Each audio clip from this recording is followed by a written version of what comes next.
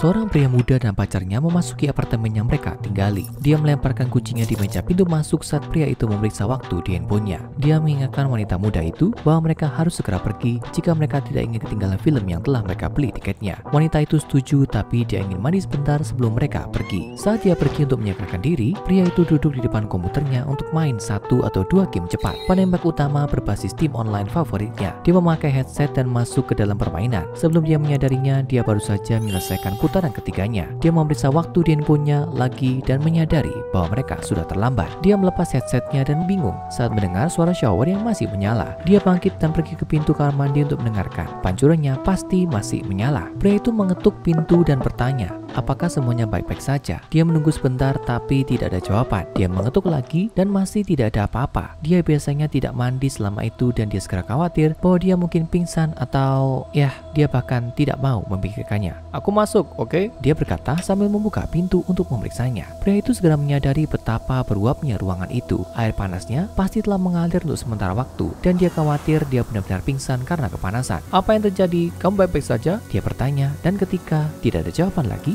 dia membuka tirai kamar mandi untuk menemukan tidak ada apa-apa, hanya pak kosong. Tidak ada tanda-tanda pacarnya dimanapun. Pria itu sangat bingung. Dia mematikan air dan pergi ke kamar tidur, tapi dia juga tidak ada di sana. Dia berlari ke pintu depan, tapi masih terkunci, dan kuncinya ada di atas meja. Dia membuka kunci pintu dan menengok ke lorong, tapi tidak ada apa-apa di luar sana. Apa yang sedang terjadi? Dia memeriksa kamar tidur lagi, lalu kamar mandi, tapi dia juga tidak tiba-tiba muncul kembali. Dia benar-benar shock, tidak yakin apa yang bisa terjadi. Dia duduk di toilet dan meletakkan kepalanya di tangannya. Kepalanya berputar karena rasanya seperti dunia tiba-tiba runtuh di sekelilingnya. Polisi langsung curiga dengan cerita pria itu. Pacarnya menghilang begitu saja saat mandi. Kamu berharap kami percaya itu? Tanya detektif. Namun, pria itu tidak memiliki jawaban. Seolah-olah dia menghilang sekejap dari keberadaannya. Dia yakin dia pasti masih berada di gedung di suatu tempat, bahwa dia entah bagaimana menyelinap keluar tanpa dia sadari. Tapi, tidak ada rekaman keamanan dari dalam gedung yang menunjukkan sesuatu yang tidak normal. Ada rekaman dari kamera di lobi saat mereka memasuki gedung, tapi tidak ada rekaman setelah dia pergi. Sama seperti dalam setiap kasus orang hilang,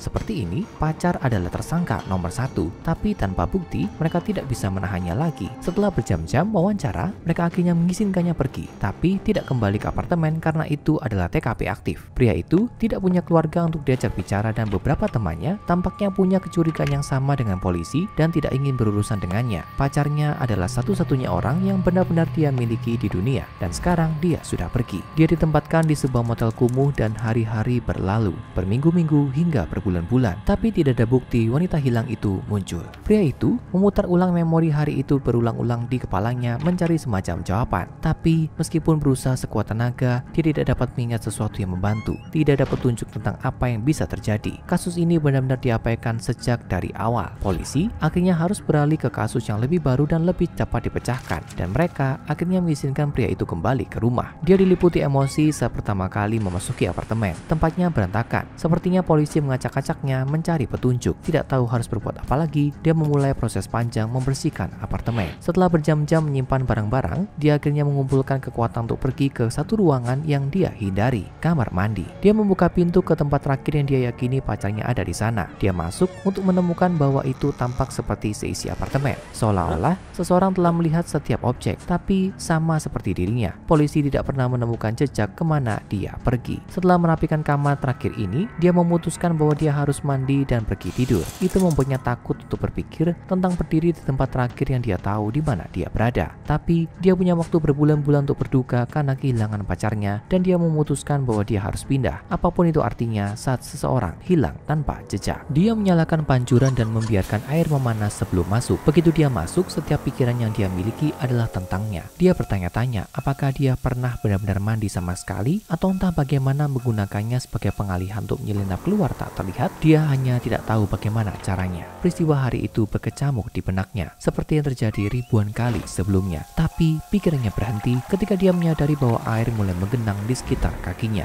Dia melihat ke bawah dan melihat bahwa penutup saluran pembuangan terlihat normal. Mungkin ada penyumbatan. Apakah pancuran tersumbat saat tidak digunakan? Dia tidak tahu. Dia membungkuk untuk melihat lebih dekat. Makhluk hitam panjang itu muncul dari saluran pembuangan dalam sekejap mata dan menempel di mulutnya, meredamnya bahkan sebelum dia sempat berteriak. Dia berjuang dan menarik tirai di atasnya saat dia jatuh kembali ke lantai kamar mandi. Tapi sudah terlambat dan dalam hitungan menit dia juga akan hilang. Apakah ada yang lebih menenangkan setelah seharian bekerja keras selain mandi air panas yang panjang dan menyenangkan? Jawabannya adalah tidak. Tidak ada yang lebih baik. Tapi mandi santai itu mungkin menjadi yang terakhir yang pernah kamu lakukan ketika tanpa sepengetahuanmu, pipamu adalah rumah bagi SCP-153, juga dikenal sebagai cacing penghisap. SCP-153 mengacu pada spesies yang menyerupai nematoda umum atau cacing gelang, terdiri dari tubuh panjang dan tipis dengan mulut besar di salah satu ujungnya. Sementara beberapa cacing gelang dapat tumbuh hingga 1 meter panjangnya, yang dengan sendirinya merupakan hal yang meresahkan. SCP-153 bisa jauh dan jauh lebih besar. Diperkirakan panjangnya bisa mencapai hampir 10 meter, meskipun dihipotesiskan bahwa beberapa makhluk di alam liar dapat tumbuh lebih panjang lagi. Makhluk seperti cacing ini akan memakan bahan organik apapun yang tersedia, namun makanan favorit mereka adalah jaringan sel hewan segar, dan mereka tampaknya punya kegemaran yang sangat kuat pada daging manusia. Untuk memuaskan keinginan mereka guna memakan mangsa yang mereka sukai, SCP-153 telah mengembangkan gaya predator yang agak unik yang sangat cocok dengan struktur tubuhnya yang memanjang. Meskipun tidak diketahui dari mana asalnya, mereka paling sering ditemukan di pipa saluran pembuangan dan sistem drainase. 153 akan berenang di pipa-pipa ini mencari yang mengarah ke rumah orang, dan terutama yang terhubung ke pancuran dan bak mandi. Begitu mereka mencapai ujung pipa, SCP-153 akan menempel pada penutup saluran pembuangan dan mulai mengeluarkan zat asam. Asam dengan cepat melarutkan penutup saluran dan SCP-153 akan memposisikan mulutnya sendiri di tempatnya, yang kemudian dapat berkamuflase sebagai penutup saluran yang hilang hampir sempurna. Setelah SCP-153 mengambil posisi ini, hampir tidak mungkin untuk membedakannya dari yang aslinya atau melihat bahwa ada sesuatu yang telah berubah. SCP-153 kemudian akan menunggu sampai mendeteksi bahwa seseorang telah memasuki pancuran atau bak mandi. Begitu orang yang tidak curiga mulai mandi, itu akan segera keluar dari saluran pembuangan, menempel di wajah korban, kemungkinan besar untuk mencegah mereka meminta bantuan. Kemudian, mulai dengan cepat mengeluarkan lebih banyak asam yang sama yang digunakan untuk melarutkan penutup saluran pembuangan. Dengan efektifnya itu dapat melarutkan metal, tidak mengherankan jika SCP-153 dapat dengan cepat menghasilkan efek yang sama pada korbannya. Kulit, otot, dan tulang mereka semua akan segera dicairkan, memungkinkan SCP-153 memakan gumpalan itu, dan cacing penghisap juga makan dengan sangat cepat. Setelah hanya beberapa menit, pada dasarnya tidak ada yang tersisa dari orang yang masuk ke kamar mandi, dan 153 akan mundur kembali ke saluran pembuangan tanpa meninggalkan tanda-tanda bahwa itu pernah ada kecuali penutup saluran pembuangan yang hilang. Organisasi SCP menyadari anomali ini setelah beberapa kasus orang hilang misterius yang semuanya memiliki satu elemen kunci yang sama, masing-masing dilaporkan menghilang setelah memasuki kamar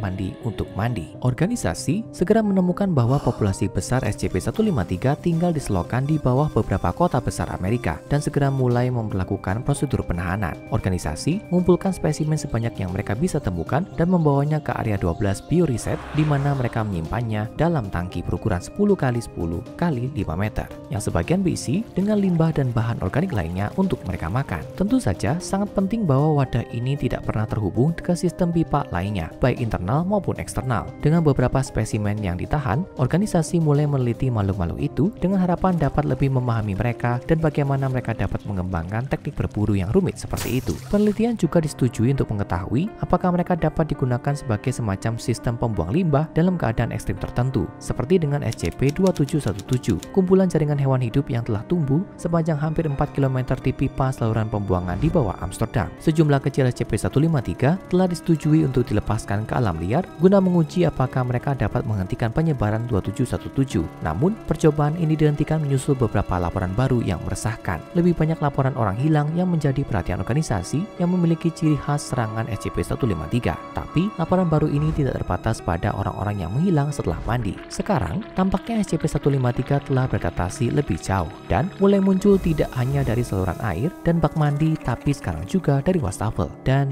ya, bahkan toilet. Organisasi tidak menyadari berapa banyak SCP-153 yang terus ada di alam liar, tapi tidak ada keraguan bahwa banyak yang terus hidup dan berburu tanpa terdeteksi di selokan di seluruh dunia. Anomali ini yang telah diklasifikasikan sebagai Euclid ditanggapi dengan sangat serius oleh organisasi, dan setiap laporan orang yang hilang dari kamar mandi segera diselidiki untuk mencari tanda-tanda SCP-153. Agen lapangan harus dilengkapi dengan sensor inframerah dan ultraviolet yang dapat melawan kamuflase SCP-153, dan jika spesimen dapat ditangkap hidup-hidup, maka mereka harus dibawa ke area 12 untuk untuk penelitian lebih lanjut. Tapi jangan repot-repot untuk terlalu khawatir saat nanti kamu mandi. Jika kamu telah ditarget oleh SCP-153, tidak banyak yang dapat kamu lakukan dan kekhawatiranmu akan segera hilang bersama dengan apapun yang tersisa dari. Sekarang cek dan tonton entry lain dari file Dr. Bob seperti SCP-2385 untuk anomali lain yang memiliki cara khusus untuk masuk ke dalam dirimu, dan pastikan kamu subscribe dan aktifkan notifikasi agar kamu tidak ketinggalan satupun anomali saat kita menggali lebih jauh dan lebih dalam ke arsip rahasia organisasi SCP.